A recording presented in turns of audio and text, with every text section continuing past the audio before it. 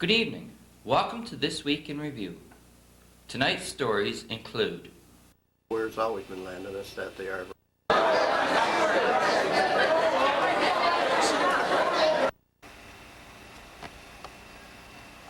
Ted Anderson and Sons, $25.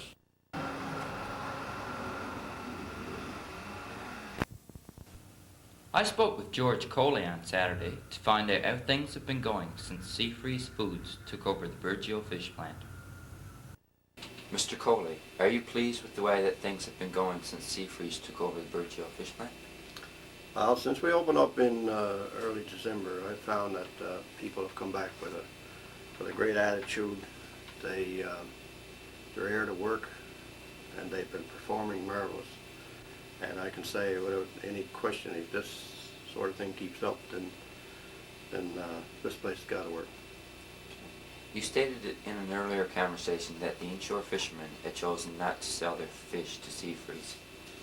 Since that time, however, I heard the fishermen had decided to sell to Seafreeze. What did your company do to get the fishermen to change their minds? Well, we had various meetings with the Inshore Fishermen's Committee and the inshore fishermen themselves to try to persuade them that it was better for them to sell their fish to this plant. It was to their best interest and the best interest of the company and the town as a whole if they do this.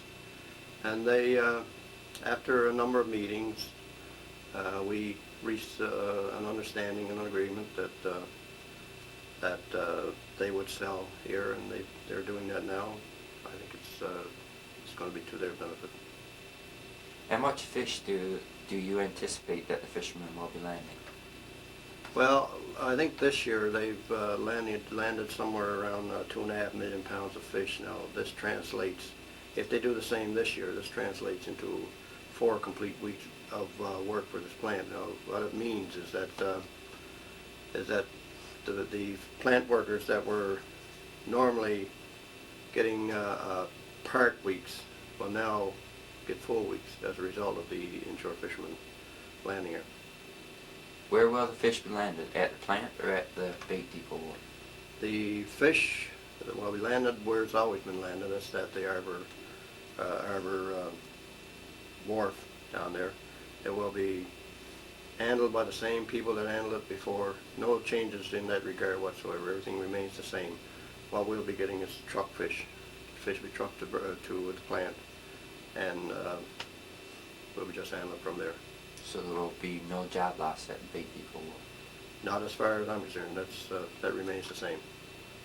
It has been rumored that there will be inshore draggers from Port Bass landing here as well. Is there any truth to this rumor? Well, we are getting involved this year in into the otter trawl fishery on the west coast. Now, this fishery will supply us with approximately 10 to 15 million pounds of fish this year in one form or another. It'll either be fillets or it'll be dressed fish.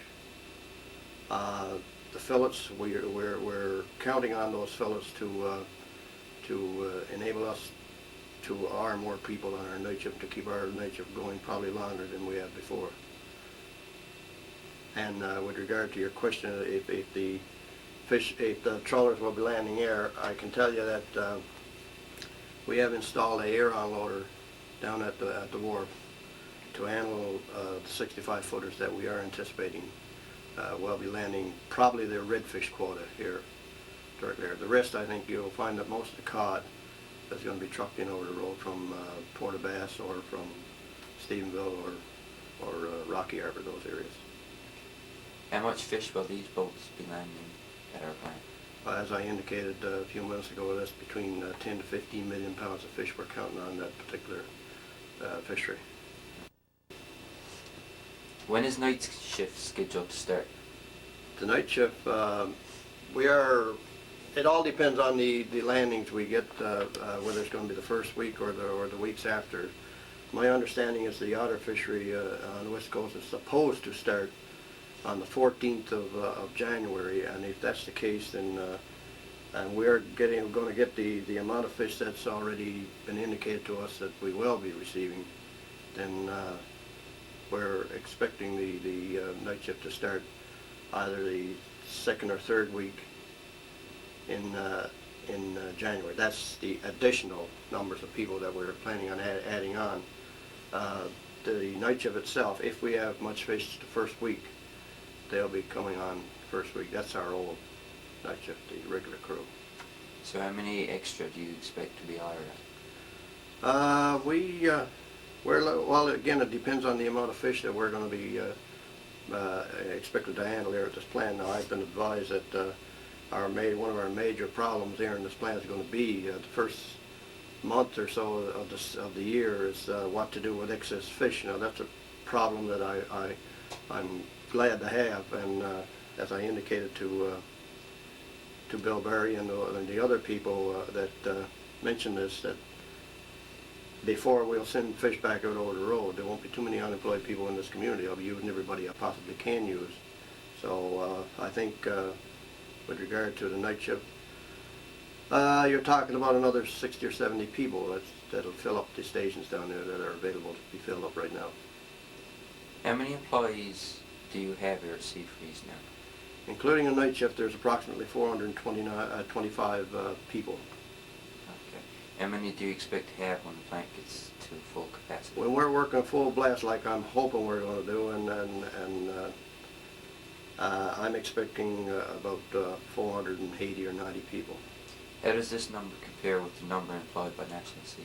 Well, National Seed, the maximum amount was 425. That's what we have on staff, on staff right now. But like I said, hopefully with the increase in the amount of fish, that we'll have 60 or 70 more people. How are the work relations between management and the workers?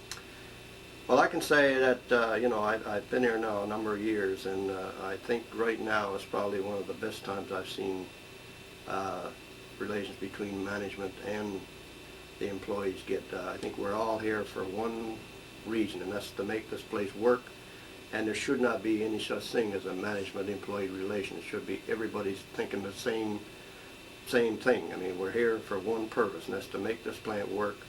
We've got to stick together and get this job done, and in order for the town and the plant to survive.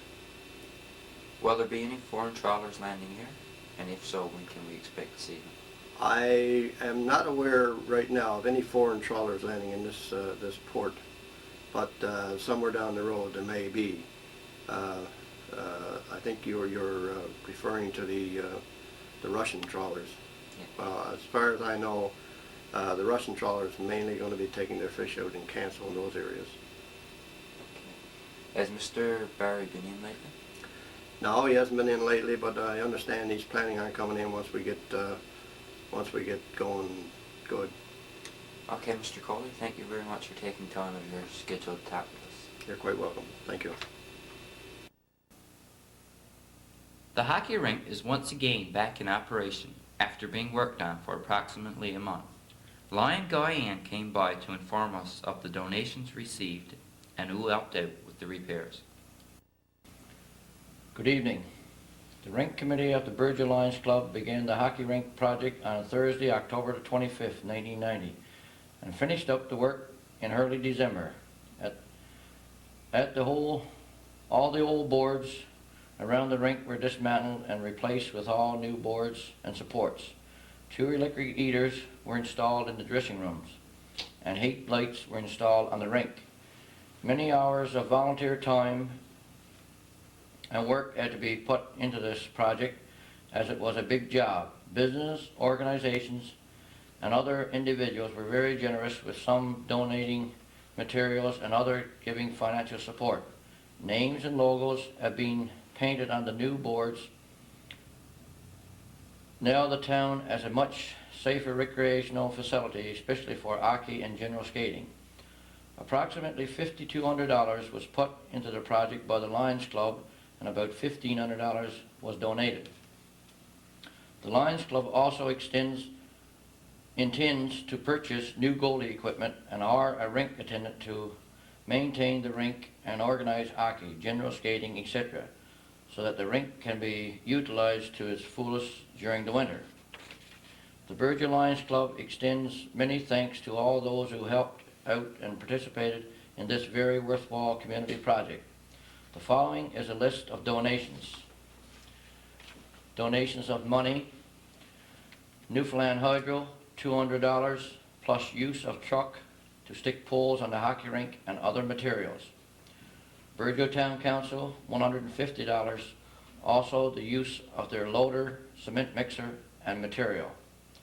Burgeo Food Center, approximately $50. Scotia Bank, $50. Midtown Groceries, approximately $50. Ayers Enterprise, $50. Fire Department, $50. Biddy's Barbering and Stalling, $50. Burgeo Pharmacy, $50. RBP number 1251, $50. LOL number 24, $50. Ann's Pro Hardware, $40. Divins Bus Line, $40. BBS, $40. Altamar, $40. Variety Quick Shop, $35. Boy Scouts of Canada, $35, also donated by Variety Quick Shop. FFAW, $30. Ground Search and Rescue, $30. Tid Anderson and Sons, $25. Compact Seafoods, $25. Seaview Lounge, $25. And it's $25. First Wolf Cub Pack, $25. Cones, $25. K&K Variety, $25. LOBA number 1061, $25. Chateau Restaurant, $20. Spencer Store, $20. Island Store, $15. Donations of material: Cooper's Construction, 3 loads of material, also the use of his truck and loader. E.H. Scott Sales and Services, bolts, nuts, and washers to secure boards. Les Hiscock, cement. Clayton Porter, posts, material. Edward Ball and Sons, 2 sheets of plywood. Dunbridge Trucking, that's Con, 2 loads of material. D4 Trucking, that's John Dunbridge Trucking, 2 loads of material. Irving Oil, 3 gallons of paint. And Riffs, 2 sheets of plywood. In closing, I would especially like to thank Bill Marsden, Tone Bungie, Leonard Ball, Corey Closier, Jenna Sand, Tom Roach, Trevor Ricketts, also members of the Rink Committee, Lion Glenn Ann, and Lion Ron Parsons, and myself, who's chairman. These individuals give a tremendous amount of time to this project. Also, thank you to Ross Ann for installing the liquor eaters in the dressing rooms and lights on the rink. Also, I would like to remind parents, they are reminded that school children playing hockey this winter must have helmets and face masks for their protection. Thank you very much. Members of the lodge treated the senior citizens of Burgeo to a Christmas party on Thursday night. The evening got underway with supper being served to the seniors.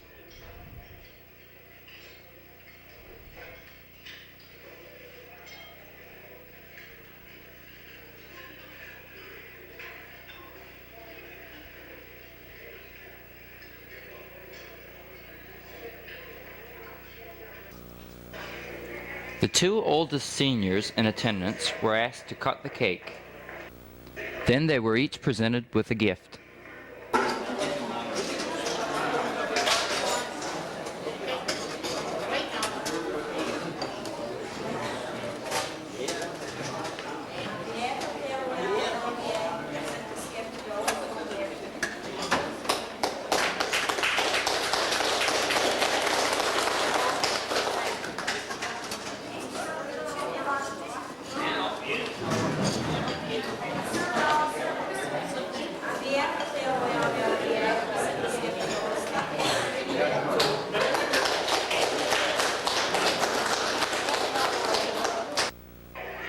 After supper, many of the seniors sat down for a few hands of cards, while others just sat around and yarned.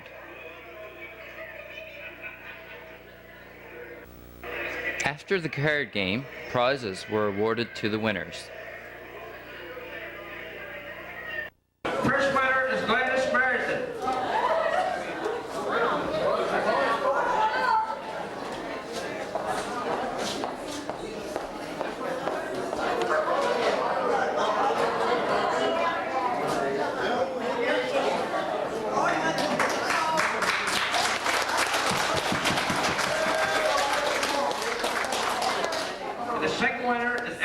concert.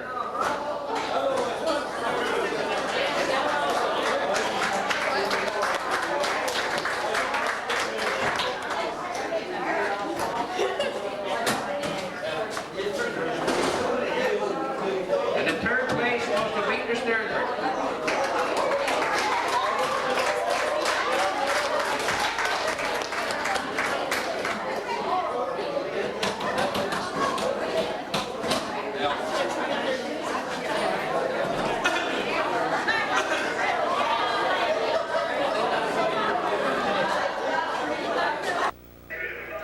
And sure enough, Santa and Mrs. Claus were there too.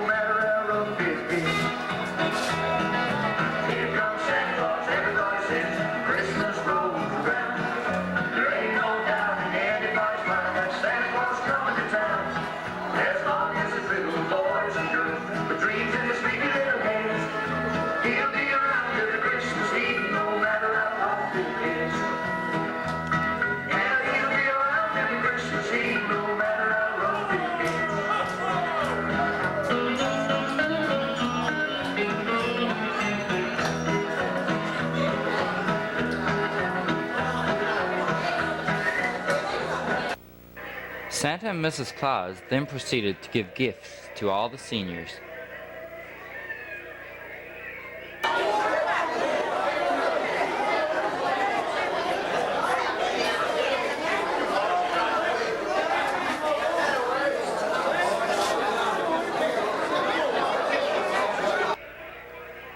But Santa and Mrs. Claus weren't the only visitors.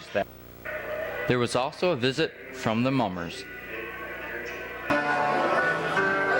Things have gone wrong. I suppose that's Christmas is not like it was.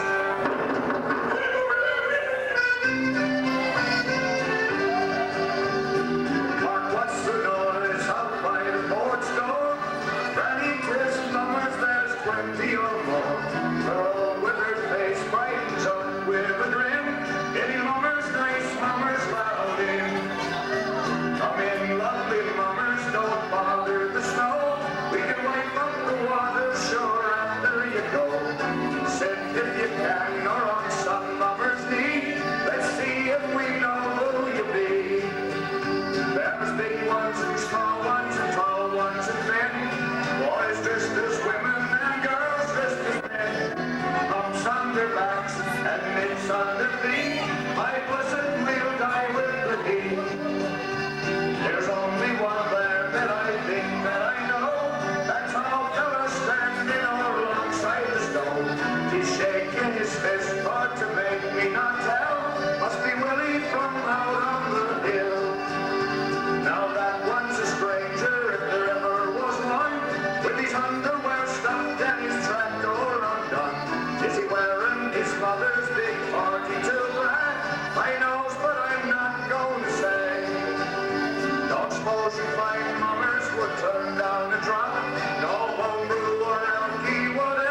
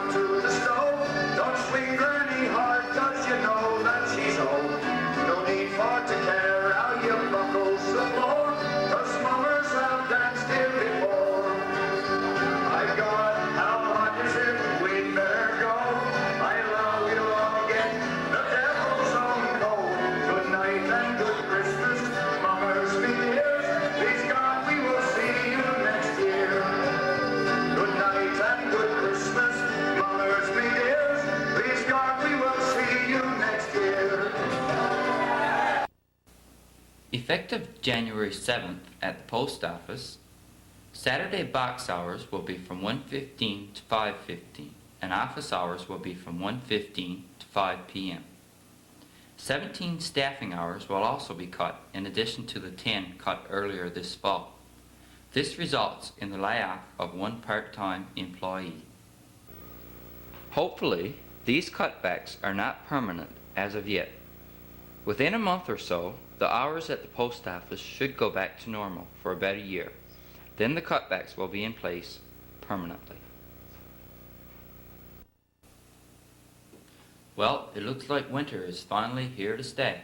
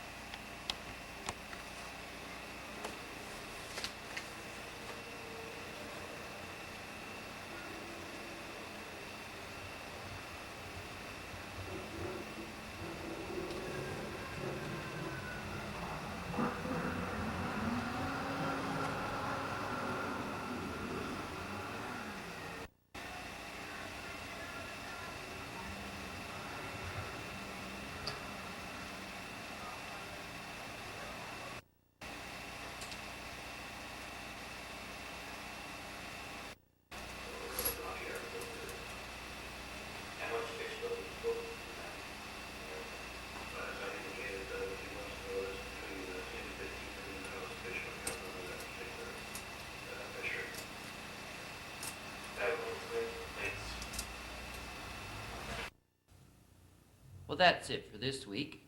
Please stay tuned now for the Anglican Sunday School Christmas service. On behalf of BBS and the BBS volunteers, I'm Dave Cooper. Have a great week. Good night.